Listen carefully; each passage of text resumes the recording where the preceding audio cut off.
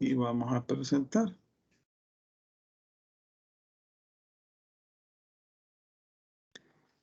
Bueno, vamos a iniciar la clase entonces.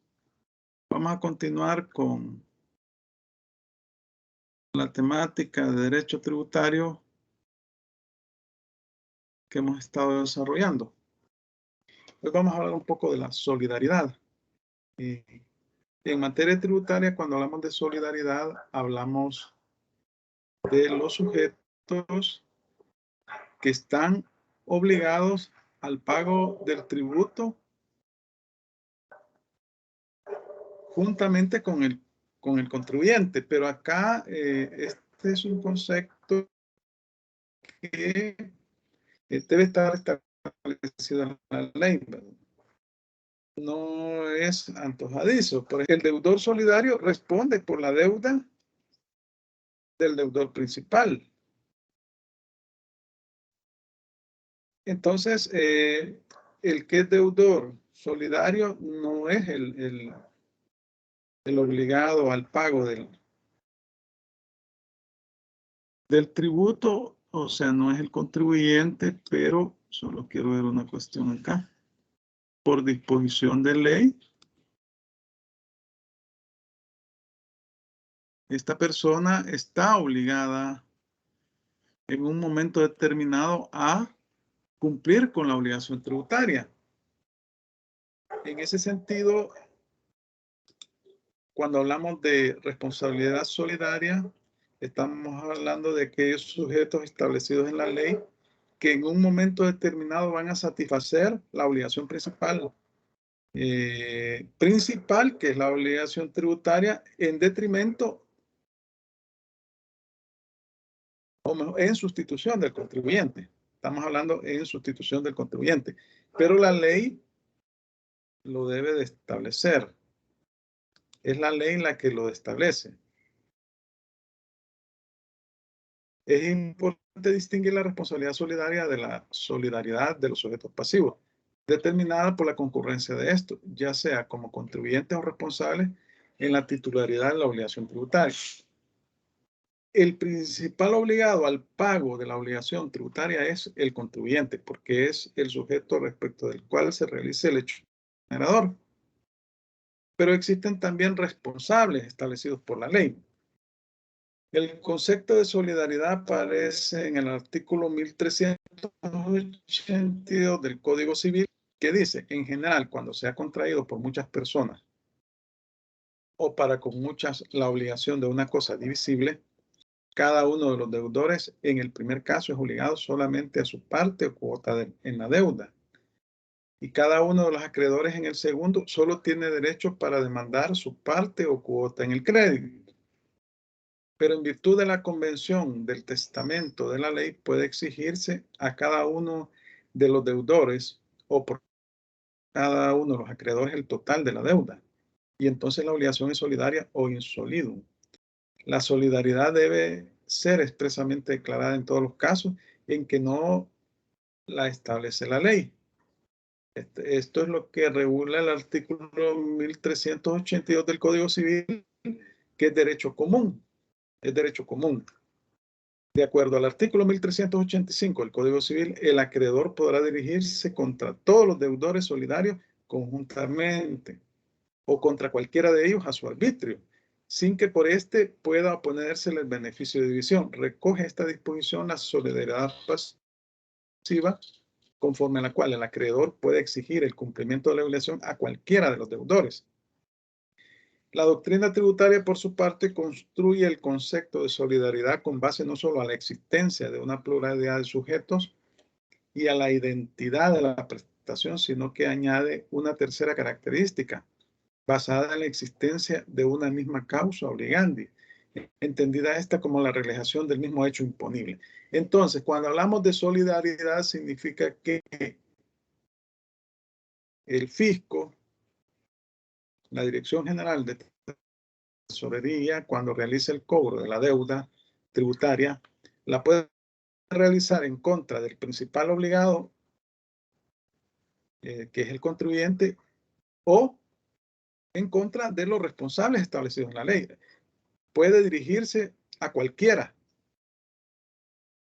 de ellos, y todos están obligados al pago de la deuda. Obviamente que si uno de ellos cumple con el pago, libera a los demás, pero tiene el derecho de demandarlos, de demandar al contribuyente por el pago de la deuda tributaria, porque fue quien realizó el hecho generador. Esto de la solidaridad se encuentra regulado desde el artículo 44 al 51 del Código Tributario. Nuestro ordenamiento jurídico prevé los siguientes supuestos de solidaridad entre contribuyentes que se da cuando estos realizan el mismo hecho generador. Puede suceder que tengan una sociedad y ambos sean contribuyentes, ¿no? Entre los diversos responsables solidarios, que estos son señalados en la ley. La importancia de estos tipos de solidaridad estriba en lo siguiente: cuando es a los contribuyentes a quienes toca ser solidarios, su solidaridad es resuelta genéricamente por el legislador y sin necesidad de ley expresa, lo cual sucede ya sea que esa solidaridad esté establecida con otros contribuyentes o responsables solidarios. Entonces, en muchas disposiciones de la ley de IVA, renta, se establece que son responsables solidarios las uniones de personas, por ejemplo, las sociedades de hecho, las sociedades nulas e irregulares. La designación de un tercero ajeno al hecho imponible como responsable solidario solo puede provenir de ley expresa. Entonces, ¿cuáles son los efectos de la solidaridad? La obligación puede ser exigida total o parcialmente a cualquiera de los deudores a elección del sujeto activo.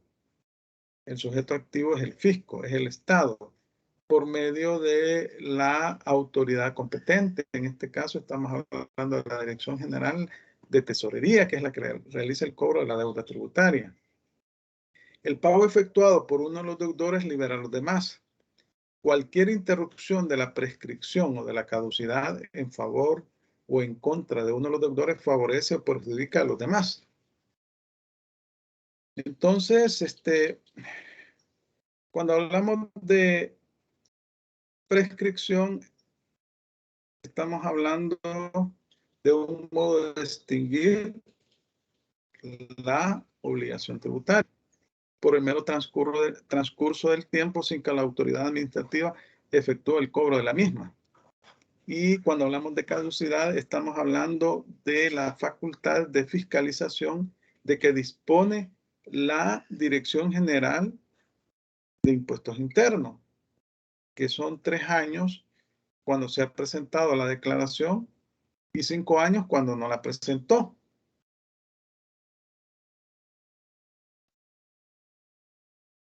Luego tenemos también lo que es la responsabilidad subsidiaria.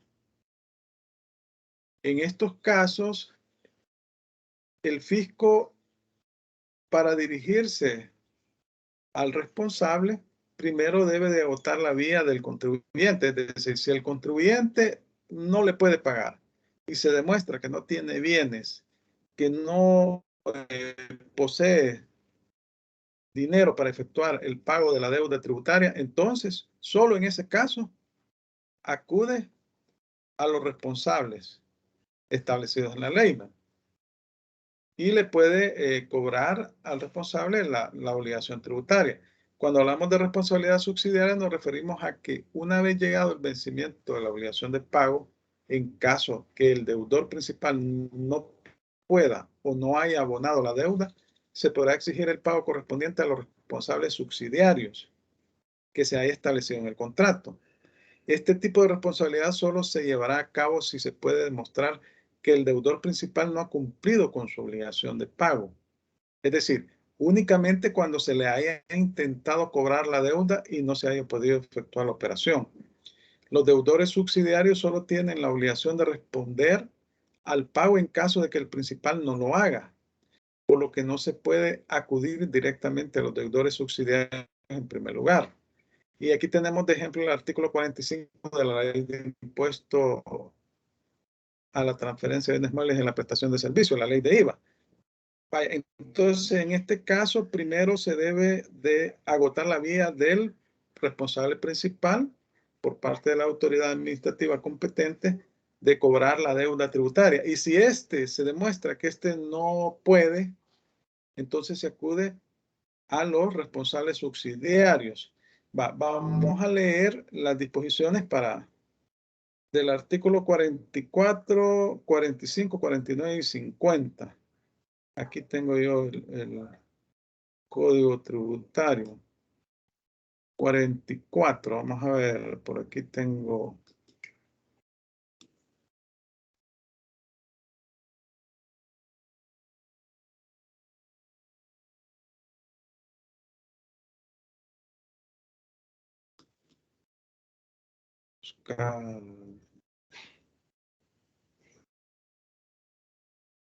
Vamos a ver acá.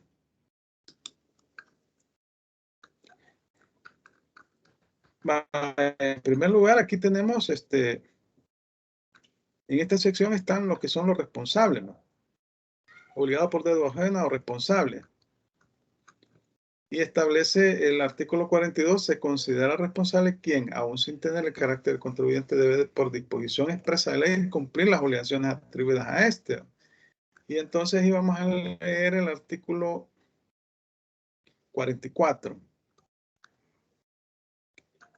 Vaya, alguien que me lo lea, aquí está en pantalla, en claras, altas y pausadas voces.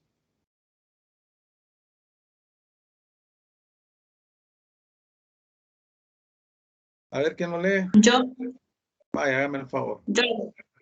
Ajá. Responsabilidad solidaria por deudas u obligaciones pendientes de cumplir por anteriores propietarios. Artículo 44. Son solidariamente responsables con los anteriores propietarios por el cumplimiento de las deudas tributarias pendientes de pago y de las obligaciones tributarias no cumplidas por los anteriores propietarios. A. Los donatarios y los legatarios por los impuestos adeudados correspondientes en proporción de la donación o legado. B. Los adquirientes de empresas, propiedad de personas naturales, de personas jurídicas o de entes colectivos sin personalidad jurídica. Norma que será aplicable a cualquier supuesto de cesión laboral del activo y pasivo. En todo caso, la responsabilidad de los adquirientes o cesionarios se limitará hasta la concurrencia del valor de los bienes adquiridos. En ambos casos, hasta la concurrencia de los bienes o activos según sea el caso. C. Los sucesores de personas naturales, titulares de empresa, hasta la concurrencia del valor de los activos de la empresa, cuya titularidad se ha adquirido por sucesión. Y D. Los destinatarios, los partícipes o cotitulares de bienes o derechos de las asociaciones o entes sin personalidad jurídica, sociedades nulas, irregulares o de hecho, cuando cualquiera de dichas entidades se disuelvan, liquiden o se vuelvan insolventes.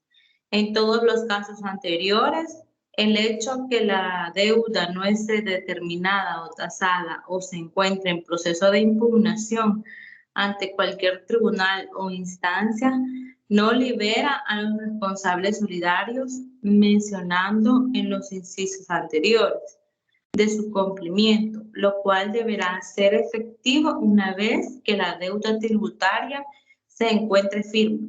Vaya, entonces acá vemos esta disposición, responsabilidad solidaria por deudas o obligaciones pendientes de cumplir por anteriores propietarios.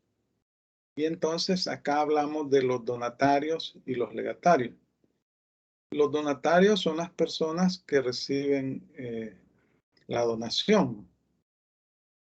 A veces hay personas que le donan. Esto se da sobre todo entre familias. El padre le dona al hijo una empresa, un bien. o un inmueble. Un inmueble. Y ahí este inmueble puede causar también el pago de tributos. Va a depender. ¿Va? Y los legatarios. El legatario es un sujeto o una persona que recibe un legado. ¿Y qué es un legado?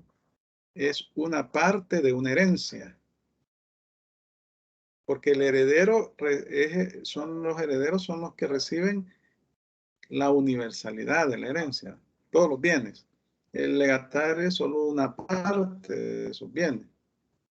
Y entonces ellos son responsables por los impuestos adeudados correspondientes en proporción de la donación o legado. Imagínense, si estos bienes que reciben,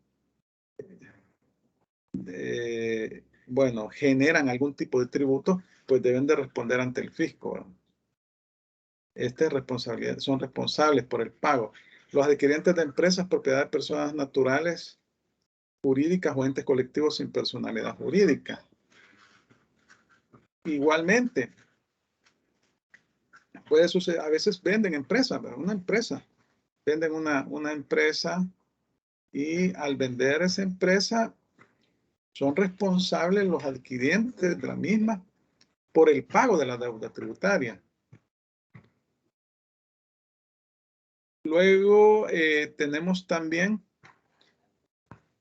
bueno, pero esto se limita, dice aquí, al monto del valor de los bienes adquiridos. Los sucesores de personas naturales titulares de empresas, hasta la concurrencia del valor de los activos de la empresa cuya titularidad se ha adquirido por sucesión. Bueno, la sucesión es una figura jurídica por medio de la cual se inicia el proceso de aceptación de herencia. Pero ¿cuándo se da la sucesión? La sucesión se da cuando fallece el causante. La persona que es la dueña de los bienes fallece, entonces ahí se abre la sucesión. ¿Y cuándo se cierra la sucesión? Cuando se acepta la herencia, pero cuando se acepta la herencia, se acepta con todos, no solo con los derechos, sino con todas las obligaciones. Y entonces los tributos que puedan causar los bienes del causante es obligación de pagarlos. La sucesión cuando no se ha aceptado la herencia. ¿Quiénes conforman la sucesión? Los posibles herederos. Y ya cuando hay aceptación de herencia, el heredero. Luego dice los destinatarios, los partícipes o cotitulares de bienes o derechos de las asociaciones o entes sin personalidad jurídica. Bueno, estos son las sociedades de hecho. Cuando hay X cantidad de personas que deciden asociarse, pero no formalizan ninguna sociedad, ¿verdad? Es una sociedad de hecho. También las sociedades nulas, irregulares, bueno, o de hecho, dice también, ¿verdad? Las nulas son aquellas que están prohibidas por la ley, ¿verdad? Su objeto está prohibido por la ley. Sin embargo, acá en la norma tributaria se le da un reconocimiento jurídico en cuanto a la deuda tributaria. Las irregulares son aquellas sociedades que han cumplido con todos los requisitos establecidos en la ley, en el Código de Comercio, pero no se pueden inscribir en el registro porque le falta algún requisito. Y las de hecho, pues son cuando las personas se asocian, pero no formalizan ningún documento, es decir, no existe una escritura de constitución de ninguna sociedad. Estos son responsables, solidarios. Luego tenemos, veamos en la otra disposición que estamos señalando, el 45. ¿Quién me lee el 45?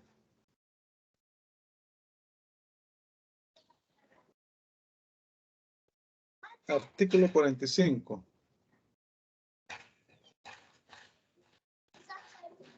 ¿Quién lo lee?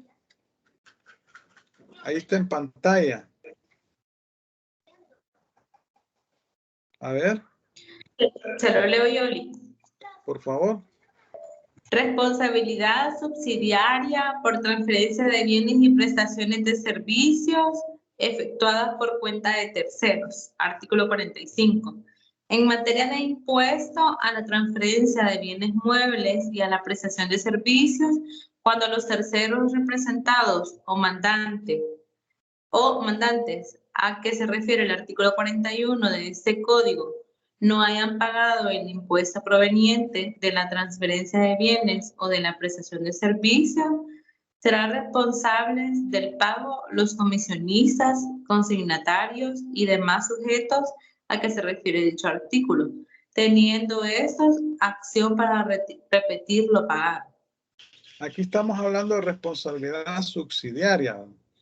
Primero, el principal responsable es el contribuyente.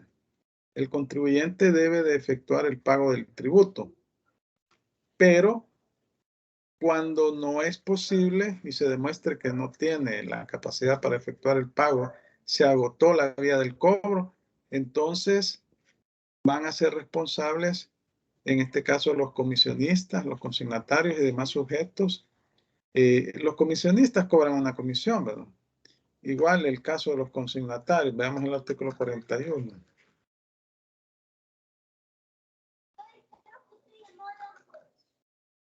Transferencia de bienes y prestaciones efectuadas por cuenta de terceros.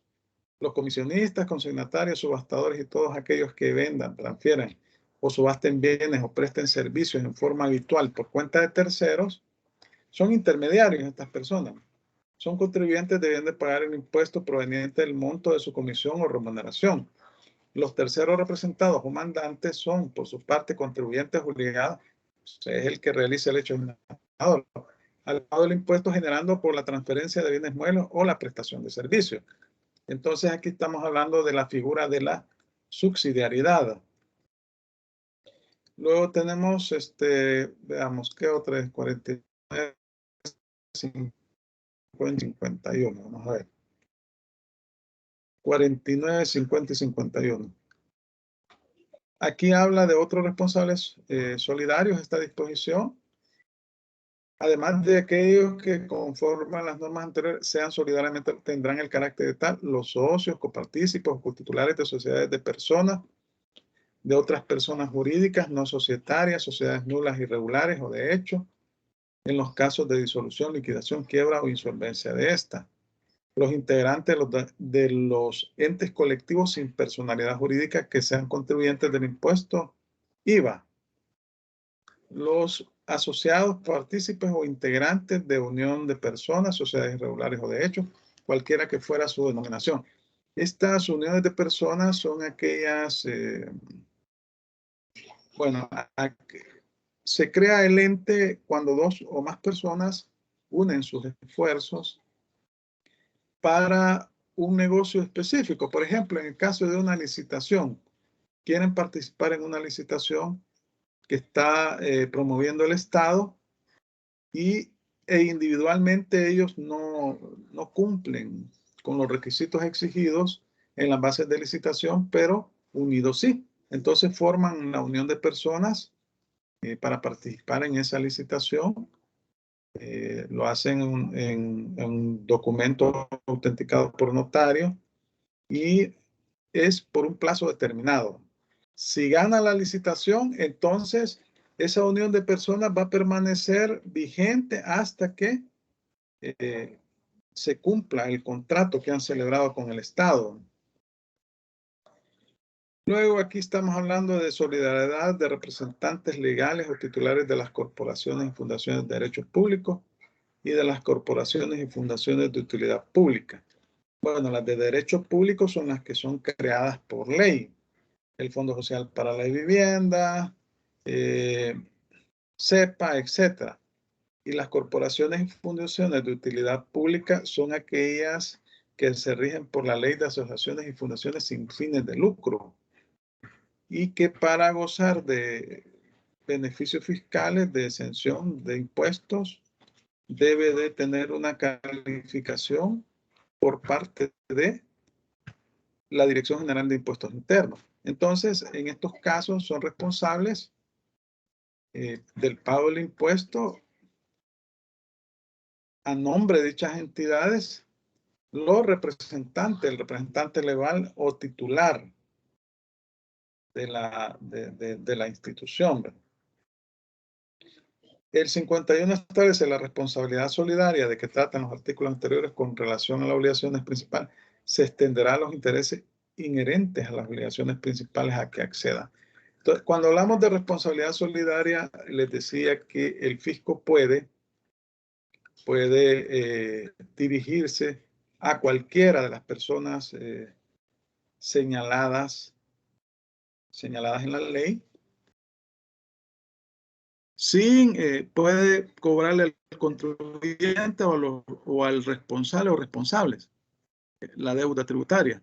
Y cualquiera que pague la deuda libera a los demás, pero esta persona tiene el derecho a repetición. Esto significa que puede demandar a los demás o al contribuyente por haber efectuado el pago de la deuda. En cambio, en la responsabilidad subsidiaria, el fisco primero debe de agotar la vía del contribuyente. Y si se demuestra o se establece que el contribuyente no puede efectuar el pago de la deuda por insolvencia, entonces en esos casos acude o recurre o le cobra la deuda al responsable subsidiario. Aquí tenemos este artículo de la unión de personas, el artículo 41A. Para efectos tributarios se entenderá por unión de personas al agrupamiento de personas organizadas que realicen los hechos generadores contenidos en las leyes tributarias, cualquiera que fuere la modalidad contractual, asociativa y denominación, tales como asocios, consorcios o contratos de participación. El agrupamiento de personas a que se refiere el inciso anterior deberán constar en acuerdo de unión previamente celebrado mediante escritura pública, en la cual deberá nombrarse representante, debiendo presentar dicha escritura a la dirección tributaria al momento de su inscripción. Se debe de inscribir ante el Ministerio de Hacienda, bueno, en la Dirección General de Impuestos Internos. El sujeto pasivo surgido mediante el acuerdo citado deberá antes poner a su denominación la expresión UDP, Unión de Personas, en todos los actos que realice y en toda la documentación o escritos que tramite ante la Administración Tributaria. La unión de personas a que se refiere el presente artículo estará sujeta a todas las obligaciones tributarias que corresponden como sujeto pasivo.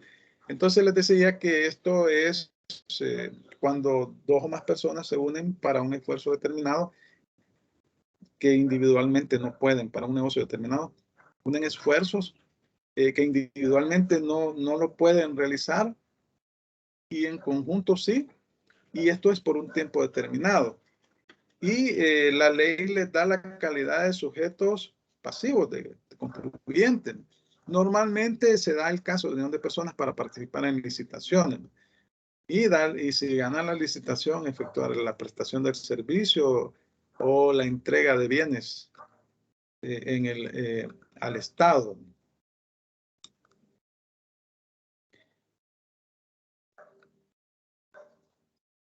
Otro tema interesante en materia tributaria es el domicilio tributario. El domicilio tributario, esto se encuentra definido en el Código Civil, que es la norma, es el derecho común, y consiste en la residencia acompañada real o presuntivamente del ánimo de permanecer en ella, y se divide en político y civil. O sea, el domicilio es la residencia acompañada del ánimo real o presuntivo de permanecer en ella. El domicilio político es el relativo al territorio del Estado en general. Ese es el domicilio político. El relativo al territorio del Estado en general. Y el civil es el relativo a una parte determinada del territorio del Estado. O sea, el domicilio político, en el caso de nosotros, es el del Estado de El Salvador, ¿verdad? Y el civil es el municipio donde vivimos. Puede ser en San Salvador, Ilopango, San Martín, Ocatlán, la Libertad, ¿va? De esa definición se desprenden dos elementos. Objetivo, que es la residencia. La residencia es el lugar que habita la persona. Y subjetivo, que consiste en el ánimo de permanecer en ella. La residencia constituye un nexo entre una persona y el lugar donde ella habita. El domicilio es más bien un vínculo jurídico que se da entre la persona y un lugar determinado, que se manifiesta en la residencia más el ánimo de permanecer en ella. Para efectos tributarios, tiene importancia el domicilio en tres aspectos, como determinante de los sujetos pasivos del impuesto. Y ahí se señalan los artículos del 52 al 57. Como determinante del monto del impuesto según el contribuyente sea domiciliado o no. Y ahí señalo el artículo 37, inciso segundo de la Ley de Impuestos sobre la Renta y 158 y 161 del Código Tributario. Y aspectos administrativos y procesales de la relación tributaria, artículo 90. Como determinante de los sujetos pasivos del impuesto, va a depender, en el caso, por ejemplo, en materia municipal, el domicilio que usted tenga, así establecerá una relación jurídica de carácter tributario, una obligación tributaria con la municipalidad, ¿verdad? Específica. Como determinante el monto del impuesto según el contribuyente sea domiciliado o no. En el caso de los no domiciliados, tributan de manera diferente, con tasas diferentes. Así lo establece nuestra ley. Aspectos administrativos y procesales de la relación tributaria. El domicilio le sirve a la administración tributaria para notificarle. Por eso cuando usted se registra en el registro que lleva la autoridad tributaria, entonces ahí ese registro sirve para saber cuál es la ubicación del contribuyente y para hacerle las notificaciones de los procesos de liquidación oficiosa o sancionatorios que se puedan dar.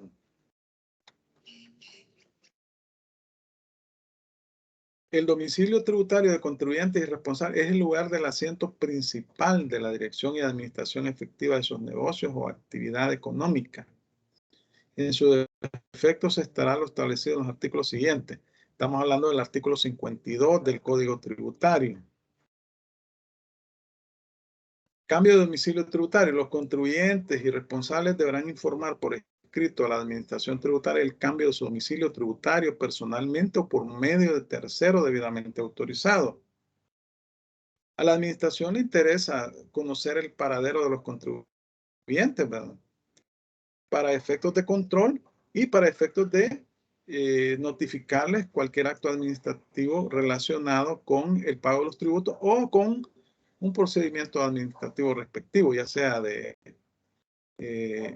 sanción o de liquidación de tributos. El duplicado del aviso debidamente sellado a la fe de dicha información.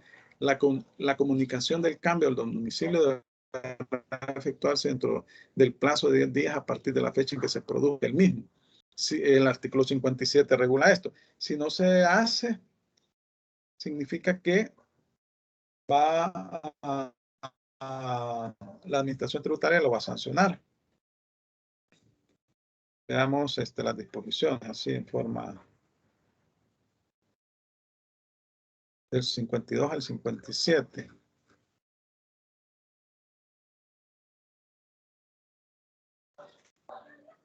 Decíamos que el artículo 52 regula que el domicilio tributario es el lugar del asiento principal de la dirección y administración efectiva de sus negocios o actividad económica. Domicilio tributario de contribuyentes y responsables.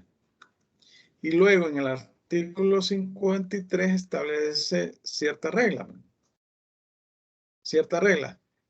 Por ejemplo, dice, se consideran domiciliados en el país para efectos tributarios los sujetos pasivos del impuesto que se encuentren en cualquiera de las situaciones siguientes. Las personas naturales que residan de manera temporal o definitiva en el país por más de 200 días consecutivos durante un año calendario. Si una persona reside más de 200 días consecutivos en el país durante un año, se va a considerar para efectos tributarios domiciliado. Las personas que han sido consideradas como domiciliadas durante más de un año calendario podrán ausentarse del país hasta por 165 días sin perder su calidad de domiciliado. Entonces aquí tenemos dos reglas. Primero, para ser considerado domiciliado una persona en el país, debe de permanecer en el mismo más de 200 días consecutivos durante un año calendario. Y dos, que si esta persona sea considerada domiciliada o es considerado domiciliado, puede ausentarse del país hasta por 165 días sin perder la calidad de domicilio. Las personas naturales que tengan en la República de El Salvador el asiento principal de sus negocios, se consideran también domiciliados. Debe entenderse por asiento principal de los negocios del contribuyente aquel que le produzca el mayor monto de su renta. Las personas jurídicas, fideicomisos, uniones de personas, sociedades irregulares o de hecho y demás gente sin personalidad jurídica constituidas en el país, salvo que por el acto constitutivo o acuerdo, según el caso se fije expresamente su domicilio en el exterior, asimismo las sucesiones abiertas en la República de El Salvador. Vaya, el término de fideicomiso es un contrato que se celebra por medio del cual una persona que se llama fideicomitente decide entregar un patrimonio a una entidad para que lo administre. Esta entidad es un fiduciario, es un banco. El banco es un fiduciario. Para un fin determinado por un tiempo determinado. Entonces, en favor de otra persona, que es el fideicomitente. Ese es el beneficiario. Entonces, entrega el patrimonio, por ejemplo, puede abrirse un fideicomiso para la educación de los hijos, el padre, ¿va? Y entrega cierta cantidad de dinero, el banco lo administra, que es el fiduciario, a favor de los fideicomitentes, que son los hijos, ¿verdad? Los fideicomisos constituidos y las asociaciones abiertas bajo leyes extranjeras, siempre que la mayoría de los fideicomisarios herederos residan en El Salvador y sean considerados domiciliados para efectos de este código. Las personas jurídicas con domicilio en el extranjero inscritas en el registro de comercio que posean sucursales, agencias o establecimientos que operen permanentemente en el país.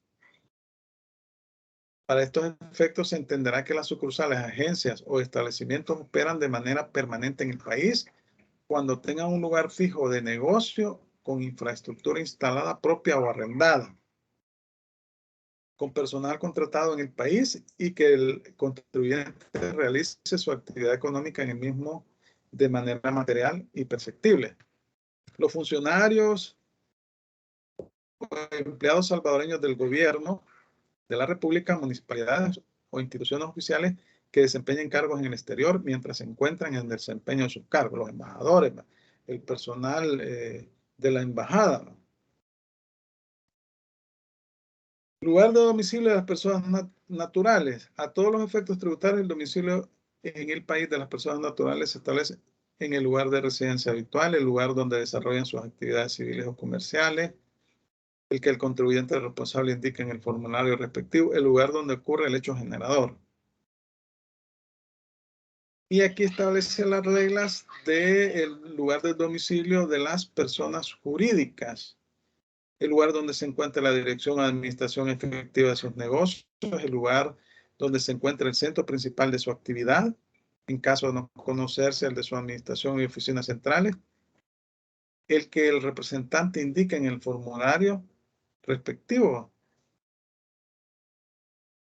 El domicilio de las personas que desempeñan cargos oficiales en el extranjero, los funcionarios empleados salvadoreños del gobierno de la República, municipalidades o instituciones oficiales que desempeñen cargos en el exterior se consideran para los efectos tributarios domiciliados en el país mientras se encuentren en el desempeño de su cargo, debiendo designar apoderado en el territorio nacional, o sea, para efectos tributarios. El cambio de domicilio, los contribuyentes responsables deberán informar por escrito a la administración tributaria el cambio de su domicilio, personalmente o por medio de tercero. Bueno, el plazo es de 10 días.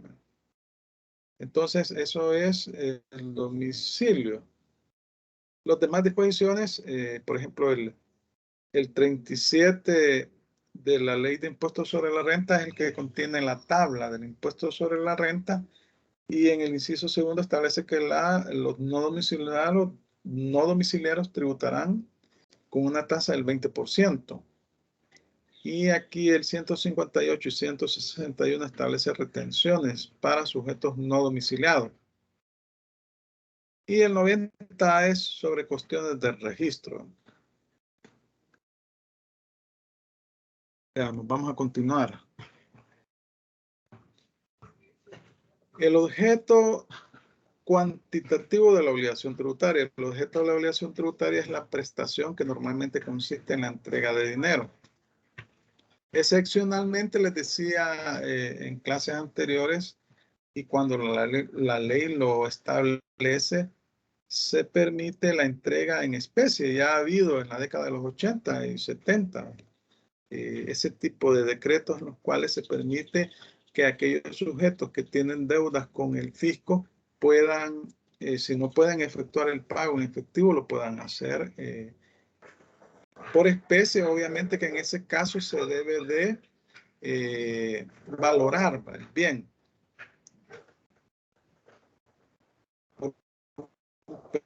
Perito. Una cuota tributaria, o sea, la prestación en dinero que se efectúa a la administración tributaria se denomina cuota tributaria. La determinación de la prestación tributaria. La determinación de la prestación tributaria a través de la ley puede hacerse en dos formas distintas. Directamente por el legislador. En este caso, la ley fija la cantidad de dinero que los sujetos pasivos de un determinado tributo deben entregar al Estado. Y ahí se pone el ejemplo de las tasas de inscripción del registro de comercio, que se encuentran de los artículos 63 al 69. Usted va a inscribir una escritura y hay una tasa fija ya definida por el legislador, dependiendo del tipo de documento que usted va a inscribir. Eso es directamente por el legislador. Indirectamente, en estos casos, la ley no fija la cantidad que ha de pagar, pero indica la manera de determinar la cuota. Por ejemplo, en el caso del impuesto IVA, usted realiza el hecho generador y la ley le establece que usted va a pagar el 3%. Entonces, lo que hace es, a la base imponible, le multiplica el 13% y ahí le da el impuesto a pagar.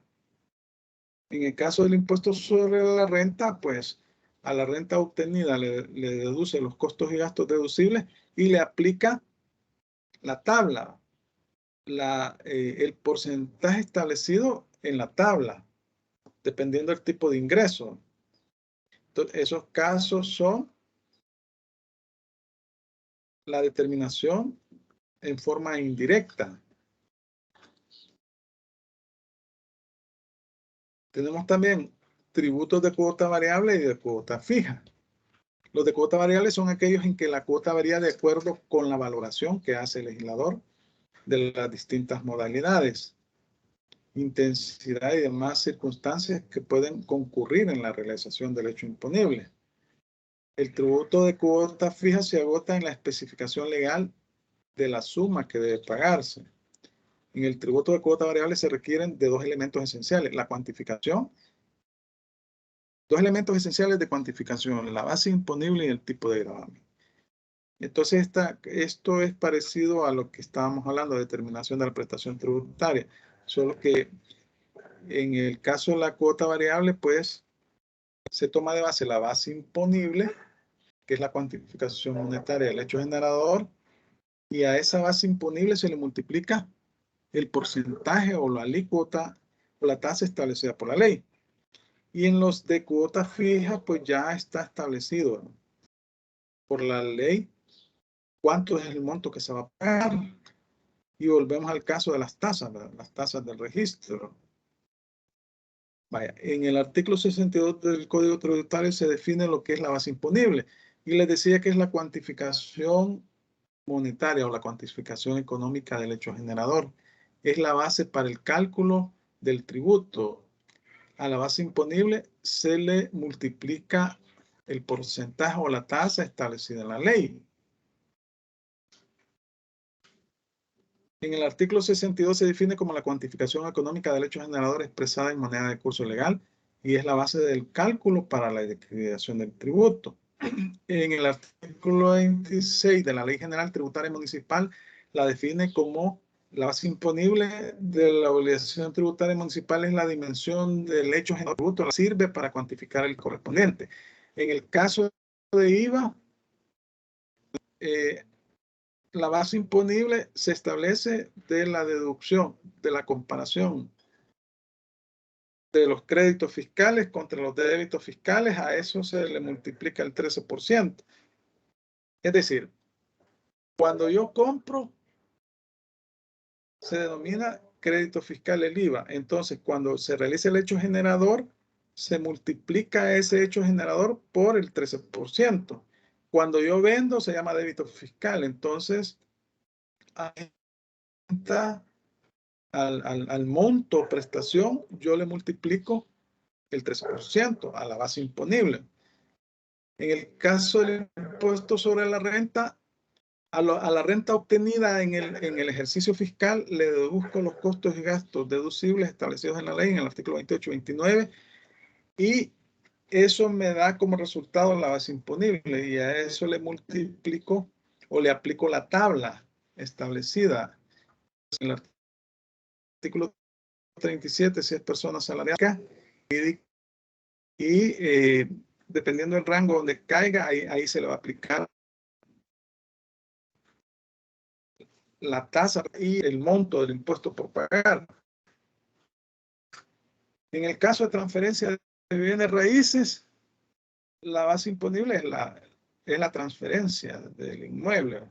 Entonces, sobre el excedente de 250,000 colones, se aplica la tasa del 3%.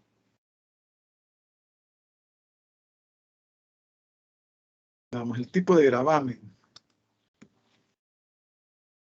Esto se conoce como tarifa y se define como la expresión cifrada de la cantidad a pagar como tributo fijada por la ley para cada grado o escalón de la base imponible o por cada unidad o unidades de la misma. Entonces es el resultado, en el caso de IVA, créditos menos débitos, impuestos por pagar. Eso es la tarifa. Se puede afirmar que el tipo de gravamen o tarifa es el elemento que aplicado a la base imponible permite cuantificar la obligación tributaria.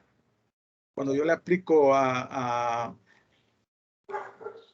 la renta, le deduzco los costos y gastos deducibles y le aplico la tabla, ahí me da el impuesto por pagar. La fijación de la deuda se realiza aplicando la base imponible en las tarifas vigentes a la fecha en que se produjo el hecho generador previsto en la ley. Y aquí se repiten las disposiciones, el 37 y 41 de la Ley de Impuestos sobre la Renta, que establecen el 37 es la tabla para asalariados y el 41 para personas jurídicas. El artículo 54 de la Ley del IVA, que establece que la tasa del impuesto es el 13%, y el 4 de la Ley de Impuestos sobre Transferencia de Bienes Raíces, que establece que se pagará un impuesto del 3% sobre el excedente de 250,000 colones. La cuota tributaria es la cantidad en dinero que el sujeto pasivo debe entregar a la hacienda pública en concepto de tributo. Nuestra legislación utiliza la denominación de deuda tributaria.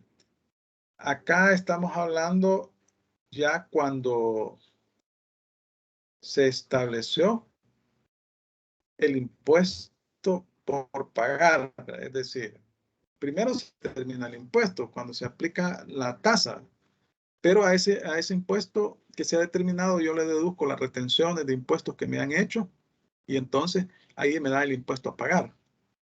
Esa sería la cuota tributaria.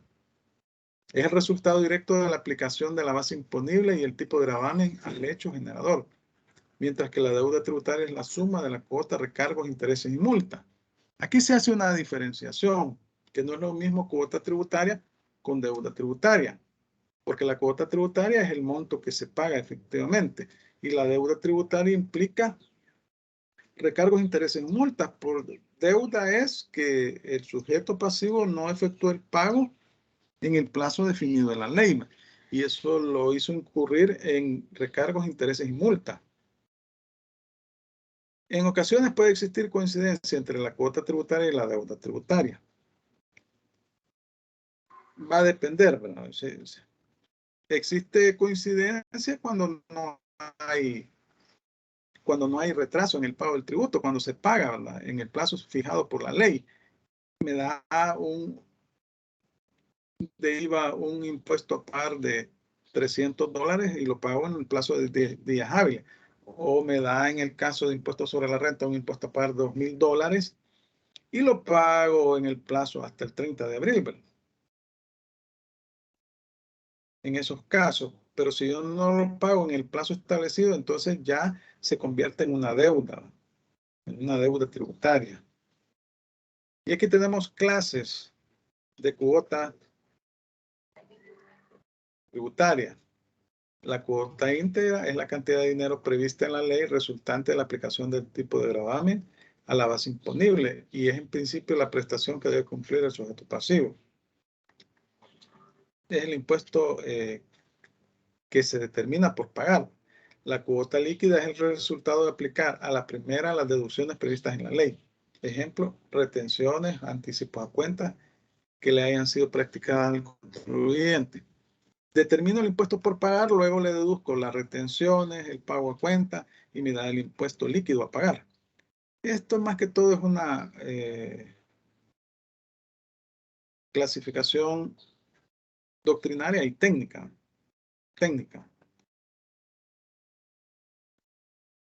Luego tenemos los modos de extinguir la obligación tributaria. Cuando hablamos de extinción, estamos hablando de las formas por medio de las cuales me libero del pago de la deuda tributaria. La obligación tributaria es una especie del género obligación como figura jurídica que encuentra aplicación en todo el campo jurídico. Las formas de extinción admitidas en materia tributaria son el pago, que es cuando se efectúa el pago en efectivo, o por medio de cheque, o por medio de o por los medios establecidos en la ley. La confusión, que es una verdadera confusión, es cuando el sujeto activo, cuando concurre la calidad de acreedor y deudor en el sujeto activo. El mismo sujeto activo es, o sea, el Estado es acreedor y es deudor. Bueno, aquí sobre todo se daría en el caso de instituciones públicas que forman parte del mismo Estado y que son contribuyentes del impuesto. La compensación, cuando el sujeto pasivo le debe al Estado y el Estado también le debe al sujeto pasivo por alguna devolución de impuestos, entonces se compensan. La prescripción es cuando opera por el mero transcurso del tiempo. 10 años son, ¿verdad? O sea que el contribuyente, el Estado o la Dirección General de Tesorería no efectuó el cobro de la deuda tributaria. Entonces, prescribió. Se llama prescripción extintiva, porque la obligación prescribió como consecuencia de que el Estado no ejerció las acciones de cobro. Pero se alegar. Y la caducidad básicamente son en nuestra legislación, en nuestro código tributario hace referencia a las facultades de fiscalización que dispone la autoridad administrativa, o sea, la Dirección General de Impuestos Internos. En materia de impuestos internos es de 3 años cuando se ha presentado la declaración y 5 años cuando no se ha presentado. En materia de aduanas es 5 años, así lo regula la ley de simplificación aduanera. Cauca y el Recauca también. Entonces, el pago no es más la prestación efectiva de la obligación tributaria. Entonces, ¿quiénes participan en el pago? El sujeto activo y el pasivo. El sujeto activo define las instituciones o lugar de efectuarse el sujeto pasivo, sobre todo el contribuyente, el que realiza la obligación tributaria, es el que efectúa el pago en efectivo o por medio de cheque. Se admite también el pago por tercero ajeno a la obligación tributaria, quien quedará subrogado solo en cuanto al resarcimiento de lo pagado y a las garantías, preferencias y privilegios sustantivos. Es decir, que un tercero puede efectuar el pago de la deuda tributaria por el contribuyente, pero tiene el derecho de repetición.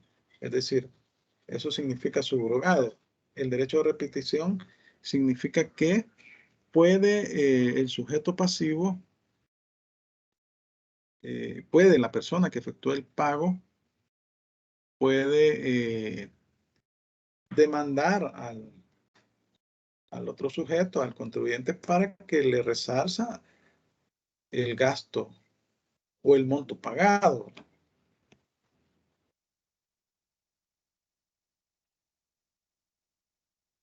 Bueno, el objeto del pago es satisfacer la obligación tributaria, ¿no? El pago de la deuda tributaria debe reunir las condiciones identidad, integridad e indivisibilidad. Identidad expresa una relación de igualdad entre el objeto de la obligación y el cumplimiento. Se entiende pagada en efectivo una deuda tributaria cuando se ha realizado el ingreso de su importe. Se estableció la obligación, el hecho generador, se presenta la declaración y se efectúa el pago. El monto establecido en la declaración concuerda con el monto ingresado en efectivo o por medio de cheque. Integridad exige que la deuda debe ser satisfecha completamente, es decir, que el pago produce sus efectos extintivos y la obligación se cumple en toda su magnitud. Así no da lugar a la extinción parcial en virtud del pago parcial de la deuda. El efecto liberatorio del pago ocurre únicamente si la prestación es de la totalidad de la deuda tributaria. Obviamente que hay una disposición constitucional que establece que no se pueden perdonar las deudas a favor del fisco ni de los municipios. Entonces, obviamente que en algunos casos, en el caso del impuesto sobre la renta, la administración tributaria permite el pago parcial en 6 cuotas.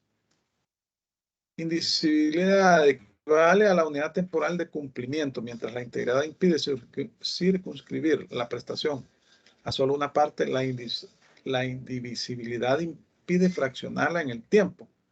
Configurada como derecho del acreedor, nada impide que pueda ser modificada por voluntad del mismo o cuando así lo autorice la ley en el caso de obligaciones tributarias.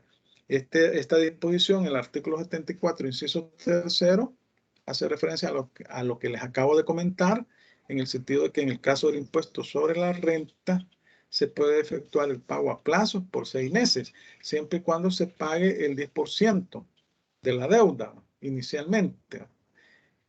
Y en el caso de IVA no se permite porque por la naturaleza del impuesto directo. Es decir, que el contribuyente únicamente administra el impuesto. Y quienes realmente lo pagamos somos los, ¿cómo se llama? Los consumidores finales. El artículo 70 establece que el pago deberá efectuarse por los medios siguientes: en dinero en efectivo, con títulos específicamente autorizados para efecto, cheque, u otro instrumento que defina la Dirección General de Tesorería, cheque certificado también. Bueno, todos los cheques deben de ser certificados. La certificación implica que el banco certifica que existen los fondos, que se tienen los fondos, por acreditamiento de retenciones de impuestos, anticipos a cuenta o contra créditos fiscales concedidos mediante resolución de conformidad a lo previsto por el Código. Aquí opera lo que es la compensación, ¿verdad? El Estado le debe al contribuyente y el contribuyente le debe al Estado. El pago por retención o percepción, anticipos a cuenta, que es la retención, la debe efectuar el agente de retención. Y el anticipo a cuenta es un anticipo del pago del impuesto sobre la renta, que al final del ejercicio es un pago mensual. Se presenta la declaración de pago cuenta y retenciones los primeros 10 días hábiles de cada mes, y al final del año, cuando se presenta la declaración de renta, al impuesto determinado se le resta el pago a cuenta. Bueno, una vez efectuado el pago, el colector debe extender al contribuyente el recibo del mismo. Artículo 69 de la Ley Orgánica de la Administración Financiera del Estado, o sea, la Ley AFI. El tiempo de pago está definido en la ley tributaria. En el caso del IVA son los primeros 10 días hábiles de cada mes. Pago, cuentas y retenciones también. Impuestos específicos de barrio también. El impuesto sobre la renta es los primeros 4 meses del ejercicio. Y el impuesto sobre transferencia de bienes raíces es 60 días después de que se realizó la transferencia del bien.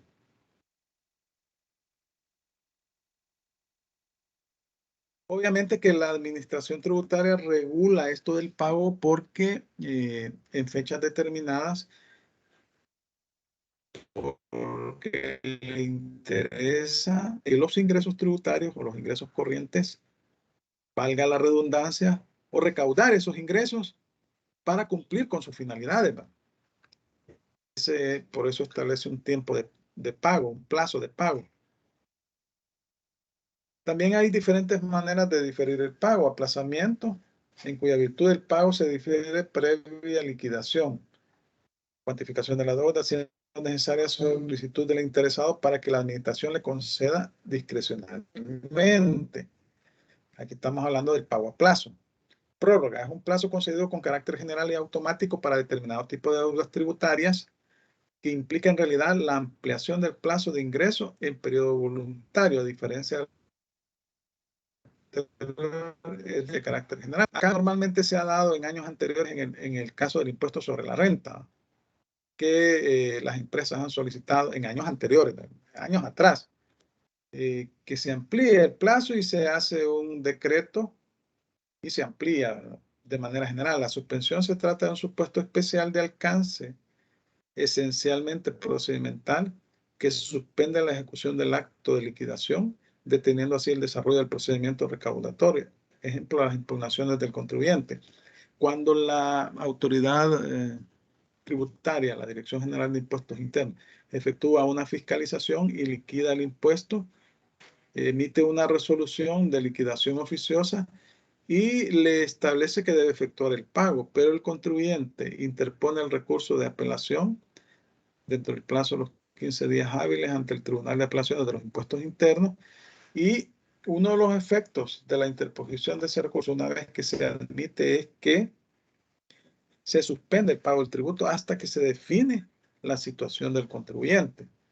Moratoria constituye un supuesto en el que por motivos excepcionales se difiere el pago de las deudas tributarias con alcance más o menos generalizado, según los contribuyentes afectados por la medida. Su concesión está reservada a la ley, que determina en cada caso el contenido y régimen jurídico de la moratoria. Aquí estamos hablando de la famosa ley, bueno, la ley que sacan, estuvo vigente hasta diciembre, estuvo vigente el año pasado, en donde se amplía el plazo del pago de los tributos para aquellos deudores tributarios que no han efectuado el pago, y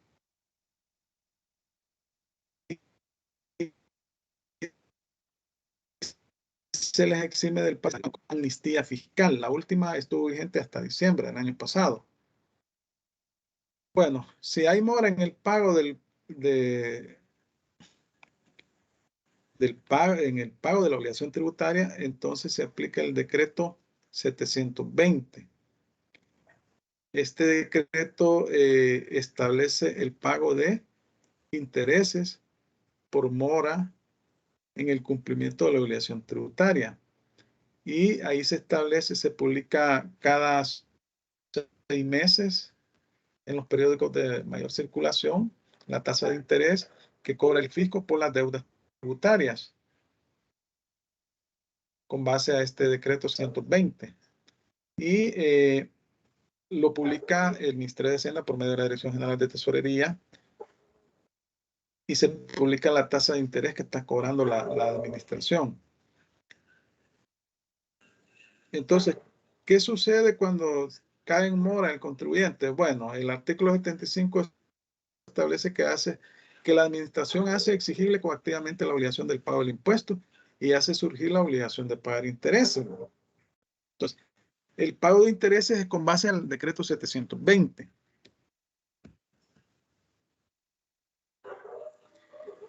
El orden de imputación de pagos, ¿cómo se efectúa?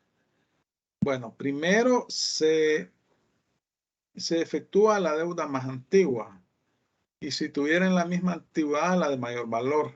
Esos son los criterios que establece el artículo 76. Los sujetos pasivos determinarán al efectuar el pago a que la deuda debe imputarse esta. Si no lo hiciera, la administración tributaria determinará a cuál de las obligaciones prescritas deberá imputarse el pago de acuerdo a la regla 100. Si es un sujeto que tiene deudas en IVA, tiene deudas en renta y en otros tributos, ¿no?, a la deuda más antigua, y B, si tuvieran la misma antigüedad, a la de mayor valor.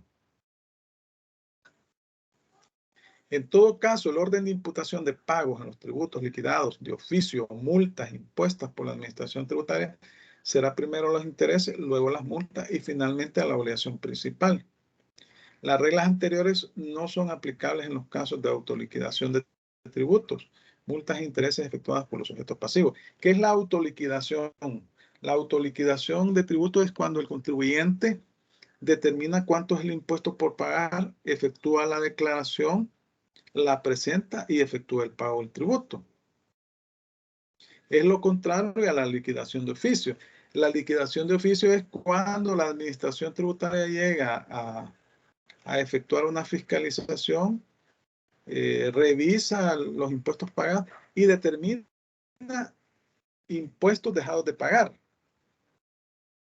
y determina multas e intereses. Entonces es liquidación oficiosa, que es la que realiza la administración tributaria en el ejercicio de sus facultades de fiscalización. Y la autoliquidación es la que realiza el propio contribuyente. Bueno, les decía que la confusión es un modo de extinguir las obligaciones cuando el acreedor, el sujeto acreedor, queda en la posición de el mismo sujeto a ambas calidades por el monto de la deuda. Esto se da cuando el Estado, porque hay instituciones del Estado que están inscritas en IVA, y entonces en esos casos puede darse esta situación. Es un poco frecuente distinguir obligaciones. Hay extinción de la obligación cuando se confunden los derechos del deudor y el acreedor, cuando el sujeto activo acreedor de la obligación tributaria quedará colocado en la situación de deudor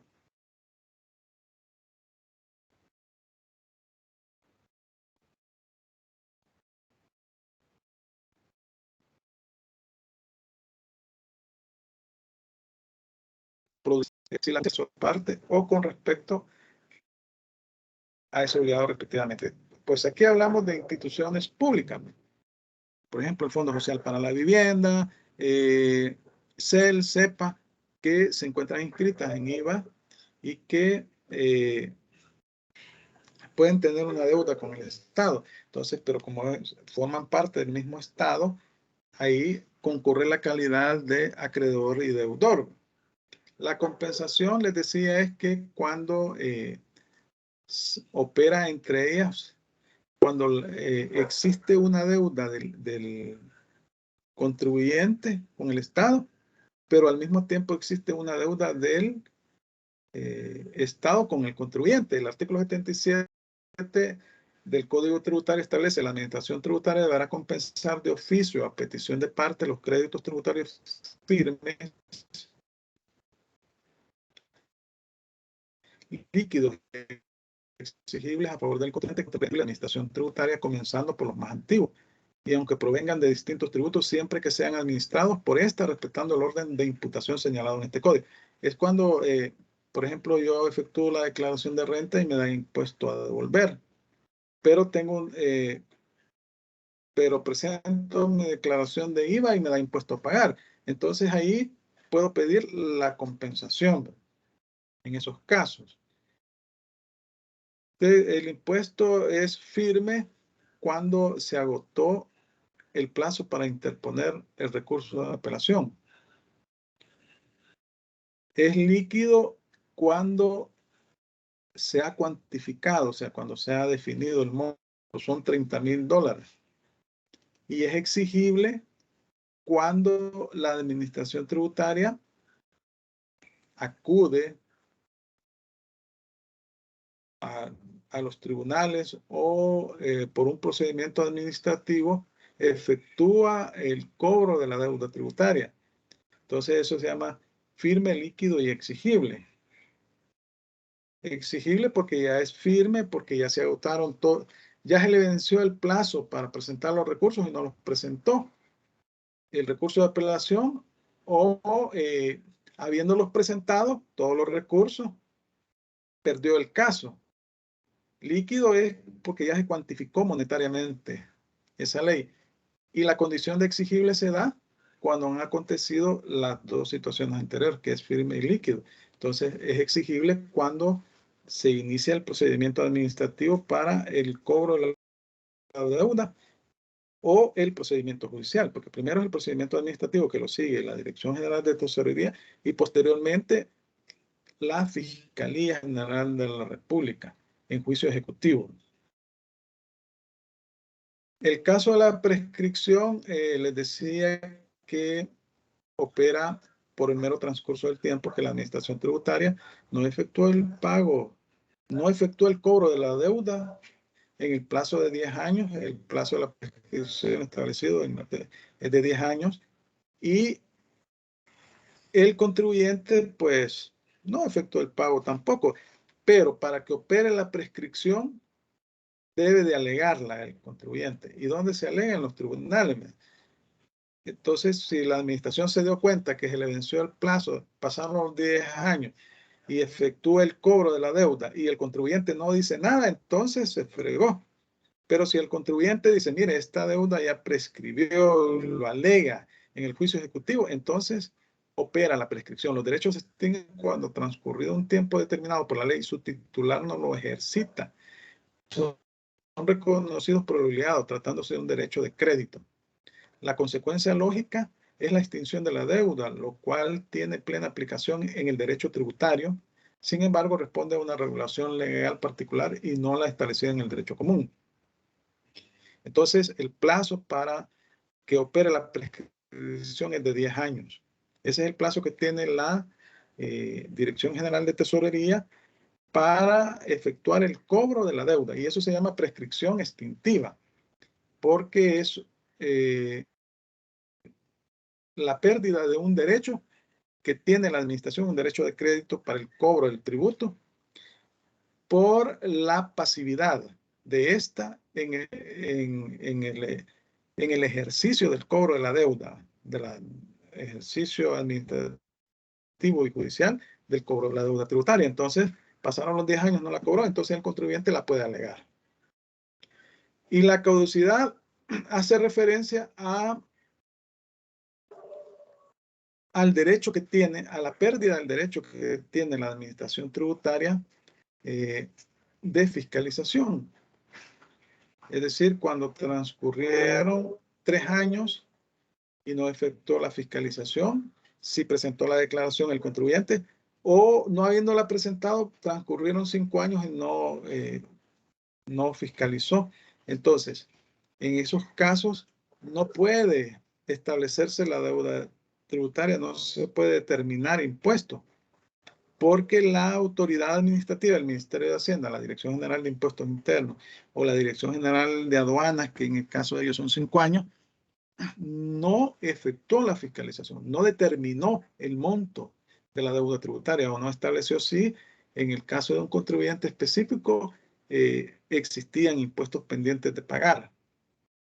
Es también una forma de distinguir las obligaciones reconocidas en la doctrina, aunque en nuestro país la legislación civil no la contempla como tal, y en el ámbito tributario no hace su aparición hasta en la ley de impuesto de IVA, en su artículo 84, que ya fue derogado y fue retomado por el artículo 175. Cuando surgió el Código Tributario, se derogaron todas las disposiciones de las leyes tributarias relativas a los procedimientos tributarios.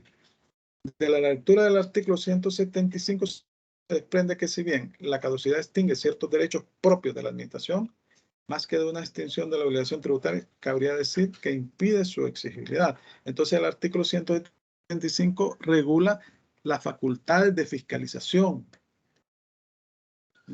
de la administración tributaria, caducan cuando éstas no las ejercita en el plazo establecido en la ley.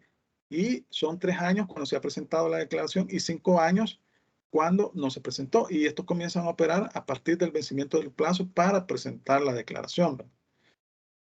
Bueno, esto sería, no sé si tienen consultas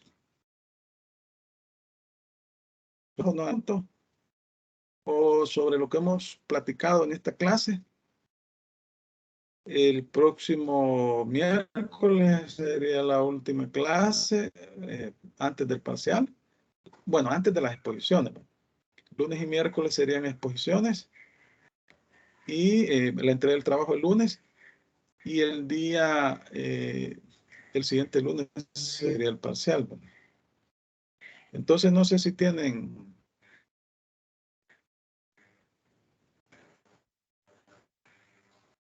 consultas, comentarios sobre lo que hemos platicado o si tienen consultas sobre el trabajo. Este sería el momento. Si no, bueno, entendería que todo está claro y que bueno, no tienen ninguna consulta sobre la temática. Yo siempre les subo la clase y les subo las presentaciones, ¿no? Para que ustedes las estudien, ¿no? Las presentaciones. De las presentaciones yo saco los parciales, ¿no? Y ustedes ahí pues pueden verificar. No hay nada oculto. De ahí saco los parciales y solo se trata de estudiar, ¿no? Los resúmenes que yo tengo en las presentaciones.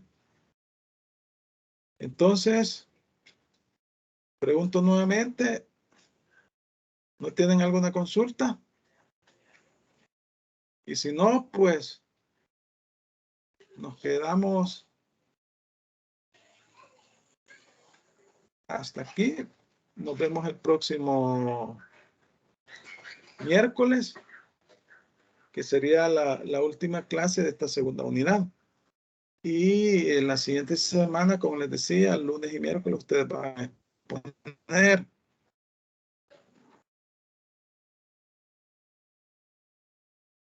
Bueno, entonces, Una consulta. Pasen. ¿Sí? El día lunes siempre se va a exponer en orden. Sí, del grupo 1 al 5, ya saben ustedes que así es. Gracias. Sí, del grupo 1 al 5. Ustedes deben de prepararse, ¿no? Deben de prepararse y exponer, pues, ya saben cuál es la mecánica. Los primeros 5 grupos van a pasar el día lunes y los restantes grupos van a pasar el miércoles, perdón. Así sería, la misma mecánica. Ok, gracias. Bueno, muchas gracias a todos por su atención. Y nos vemos el miércoles.